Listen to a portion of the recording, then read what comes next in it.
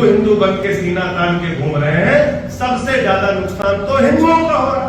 बेरोजगारी की मार सबसे ज्यादा तुम झेलते हो, अशिक्षा की मार सबसे ज्यादा तुम झेलते हो, टूटी सड़कों की मार सबसे ज्यादा तुम झेलते हो, महंगाई की मार सबसे ज्यादा तुम झेलते हो, किसानों की बदहाली की मार सबसे ज्यादा तुम झेलते हो। देखो भाई, हम तुमको भूखा रखेंगे, बेरोजगार भी रखेंगे, नौकरियां नहीं देंगे, आवाज उठाओगे तो डंडे से पिटवाएंगे।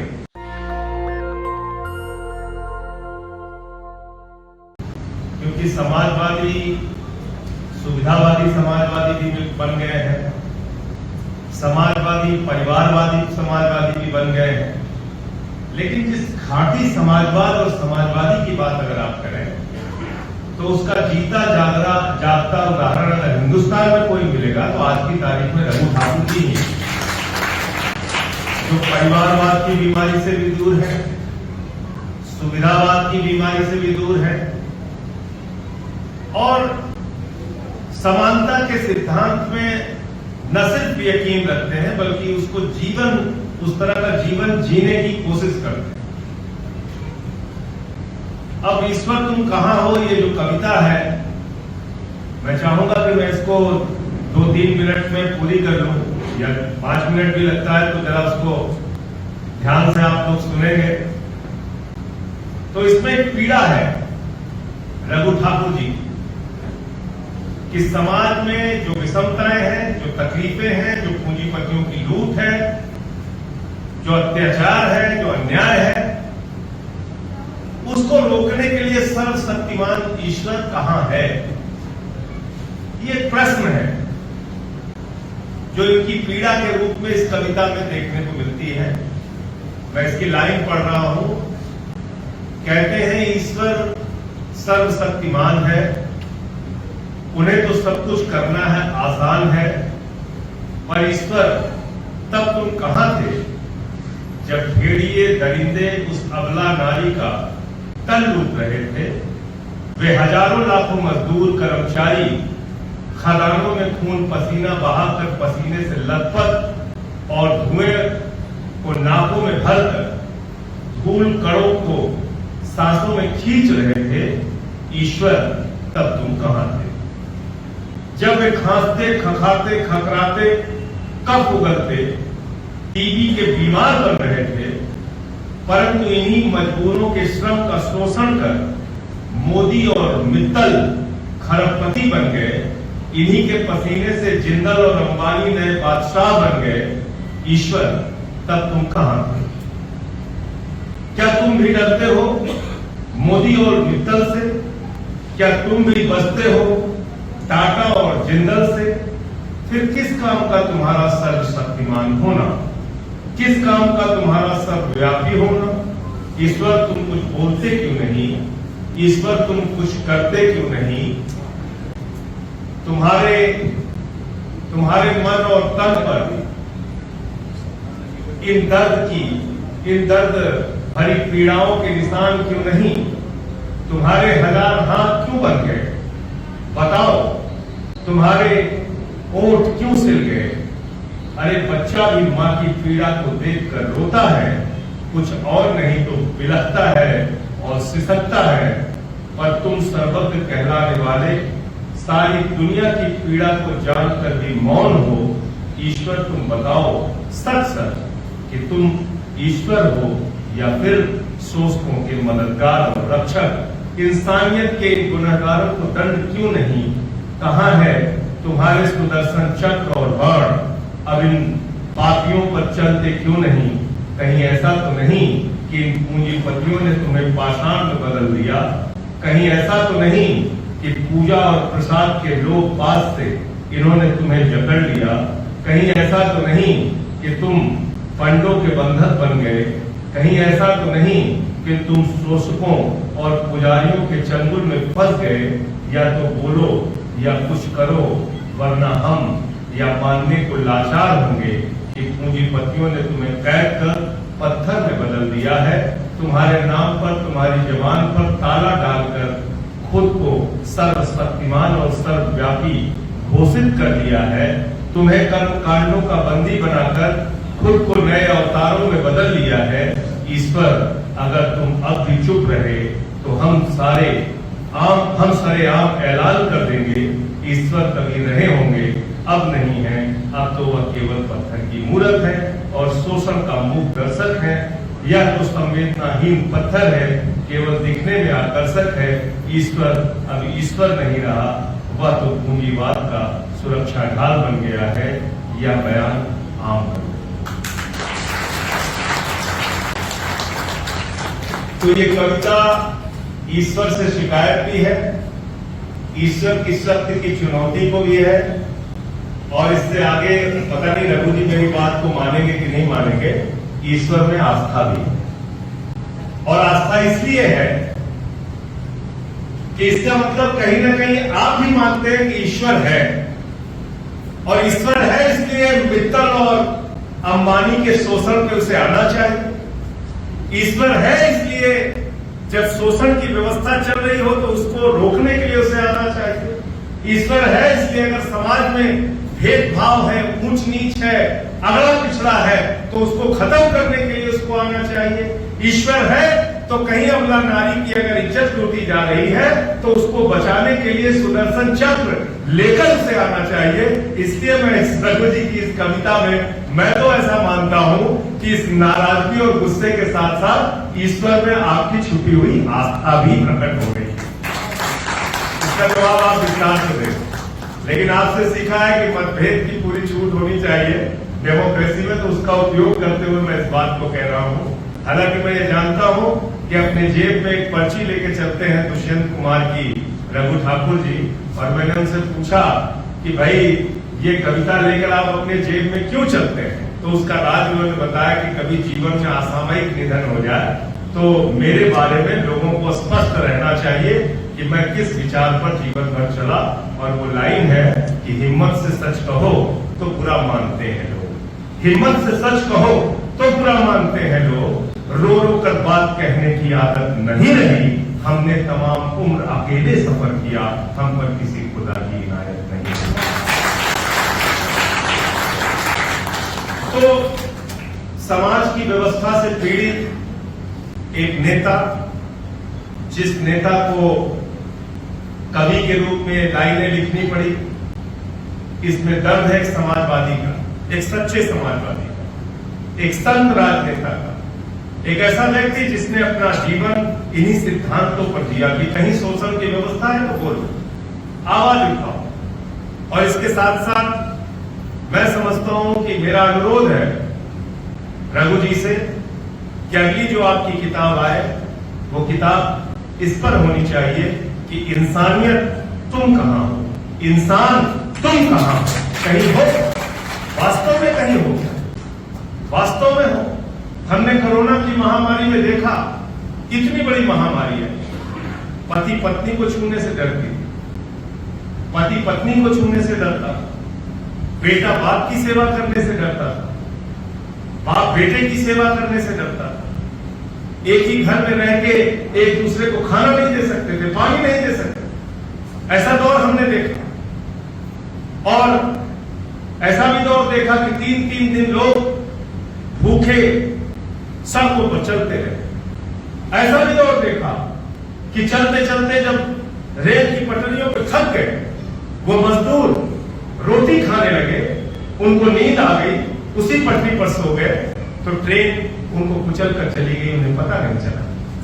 ये दौर देखा हिंदुस्तान में, ये पीड़ा हम सब ने देखी, लेकिन बावजूद इसके इतनी पीड़ा देखने के बाद, इतना कष्ट झेलने के बाद, इतनी बड़ी महामारी दुनिया की बर्दाश्त करने के बावजूद 1 महीने भी नहीं लगा, हम फिर उसी तरह के जातिवादी व्यवस्था में जीने लगे, हम फिर उसी तरह के धर्म के नाम पर भेदभाव की व्यवस्था में जीने लगे, हम फिर उसी तरह 5 बजे से रात को 11 बजे तक नफरत जो टीवी चैनल्स पे परोसे जाते हैं उसके आधार पर अपने विचार बनाने लगे, एक दूसरे के खिलाफ फेसबुक पे, ट्विटर पे, सोशल मीडिया पर लिखने लगे।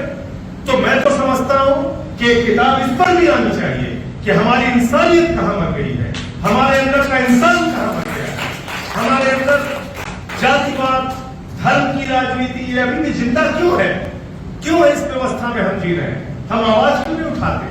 क्षणिक रूप से कोई समस्या आ जाती है, संगठित होके आवाज उठाने लगते हैं, फिर कुछ दिनों के बाद, और सारा कुछ क्या है, बुरा मत मानिएगा मेरी बात को, लेकिन सारा कुछ ये बनाया जा रहा है पूरे समाज में कि देखो भाई, हम तुमको भूखा रखेंगे, बेरोजगार भी रखेंगे, नौकरियां नहीं देंगे, आवाज उठाओगे तो डंडे से पिटवाएंगे, लेकिन आवाज मत उठाना, वोट हम ही को देते रहना, क्योंकि हम मुसलमानों को ठीक कर रहे हैं।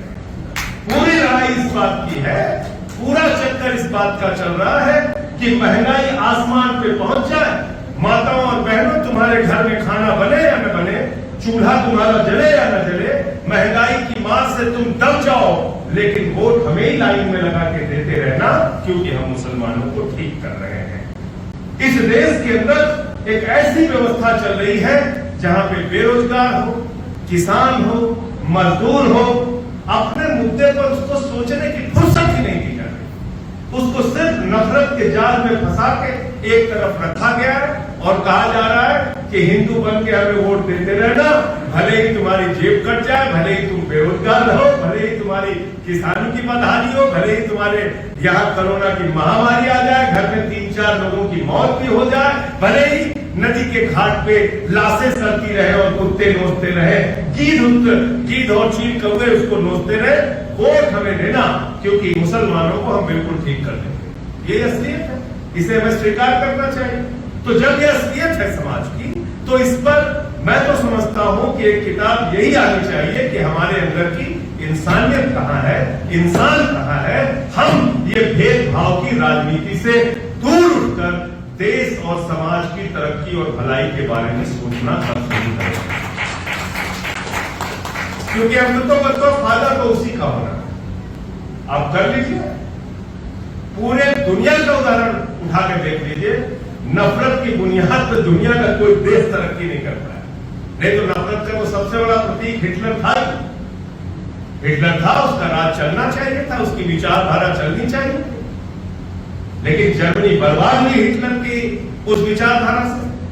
तो जो दुनिया में नफरत फैलाने का काम करेगा, और आज जिन मुल्कों की बात आप कर लीजिए, अफगानिस्तान की हालत देख लीजिए, नफरत की राजनीति, पाकिस्तान की हालत देख लीजिए, नफरत की राजनीति, ईरान की हालत देख लीजिए, नफरत की राजनीति, सीरिया की हालत देख लीजिए, नफरत की, जहां भी नफरत की राजनीति है। और ये मैं आपको बिल्कुल क्लियर कट बता दूं, किसी भी गलतफहमी में नहीं रहना चाहिए। अल्पसंख्यकों का भय दिखा के सबसे ज्यादा नुकसान अगर होता है तो नफरत की राजनीति से बहुसंख्यक समाज का नुकसान होता है। और अगर भारत के परिप्रेक्ष्य में मैं ये बात कहूं, तो जो बावजूद इसके हमारी सहन शक्ति इतनी ज्यादा बढ़ गई है कि सब कुछ बर्दाश्त करने के लिए हम तैयार हैं, सिर्फ एक नाम कि मुसलमानों को ठीक करना। इससे निकलना हो, अपने देश की तरक्की के बारे में, समाज में समता लाने के बारे में मुझे तकलीफ होती है जब 75 साल की आजादी के बाद बुलंदशहर में सीआरपीएफ का जवान थाने में चिट्ठी लिख के कहता है कि मेरी शादी है, मैं दलित समाज से आता हूं, घोड़ी पर बैठ नहीं सकता, मुझे पुलिस की सुरक्षा दी जाए। यह है हिंदुस्तान आज 75 साल के बाद जो बना। इस पे कौन बोलेगा, कौन आवाज उठाएगा? अगर हम लोग दिल से, सच्चे मन से समाजवादी हैं, तो समाजवाद की समाजवाद का सबसे पहला सिद्धांत है कि हम अपने अंदर के ये भेदभाव को निकाल के पहले कूड़ेदान में डालें।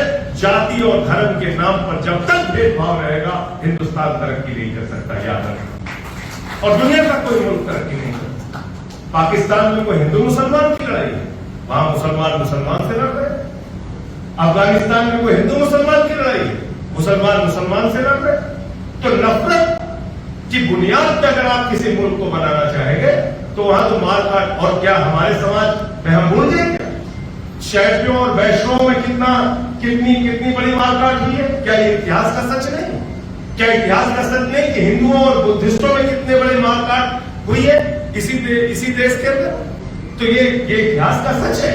अगर आप नफरत फैलाने के काम में लग जाएंगे तो उसके तो 1000 तरीके। आज मुसलमानों के खिलाफ फैला रहे हो, कल दलितों के खिलाफ फैलाओगे, फिर सवर्णों के खिलाफ फैलाओगे, फिर पिछड़ों के खिलाफ फैलाओगे, फिर घर घर में फैलाओ। नफरत का कोई अंत है क्या? नफरत का कोई अंत नहीं है, नफरत का कोई अंत नहीं है, मारकाट का कोई अंत नहीं है। 4 मारो, बदले में 8 मारो, फिर 16 मारो, फिर 32 मारो, फिर 3000 मारो, फिर 6000 मारो, लाखों लोगों को मारो, करोड़ों को मारो, मार मार के काट डालो, लेकिन नफरत का कोई अंत नहीं है। नफरत अगर मरेगी तो मोहब्बत से मरेगी, समाजवाद की विचारधारा, गांधी के सिद्धांतों से मरेगी, गांधी के विचारों से मरेगी। नफरत फैला के आप किसी समाज का उत्थान नहीं कर सकते। और जो खासतौर से बहुसंख्यक समाज के लोग जो इस बात पे खुश होते हैं कि आज चलो ठीक है, समाज के एक वर्ग के खिलाफ तो नफरत फैलाई जा रही है, बहुत अच्छा है, उसको ठीक किया जा रहा है, याद रखना इसका कोई अंत नहीं है। वही लोग दलितों को आज भी मंदिर में प्रवेश नहीं करने देते, वही लोग आज भी दलितों को घोड़ी पे नहीं बैठने देते, वही लोग आज भी पिछड़ों के हाथ का पानी नहीं पीते। जो लोग इस समाज में भेदभाव और नफरत की राजनीति की बात करते हैं, अगर वास्तव में आप हिंदू हिंदू की बात कर रहे हैं, शुरू कीजिए हिंदुस्तान के अंदर अभियान जो डॉक्टर लोहिया ने किया था, जाति तोड़ों का, जनेऊ तोड़ों का, और उन्होंने जाति अंतरजातीय शादियों की पैरवी की थी। शुरू कीजिए, कोई नहीं बोलता इसमें। तो इसलिए ये मठाधीशी है कुछ लोगों की, जो मठाधीशी अपनी बना के रखना चाहते हैं। तो इसलिए ऐसी ऐसी गोष्ठियों से, ऐसे ऐसे कार्यक्रमों से, ऐसी ऐसी किताबों से हमें रास्ता मिलता है, हमें रास्ता मिलता है। और ये हिंदुस्तान है, और एक समाजवादी होने के नाते रघु ठाकुर जी इस बात को कहते हैं, और मैं भी इस बात को मानता हूं, यहाँ हिंदू को रहने का हक है, यहाँ मुस्लिम को रहने का हक है, यहाँ सिख को रहने का हक है, यहाँ ईसाई को रहने का हक है, यहाँ दलित को रहने का हक है, यहाँ पिछड़े को रहने का हक है, यहाँ आस्तिक को रहने का हक है, और यहाँ पर नास्तिक को भी रहने का हक है।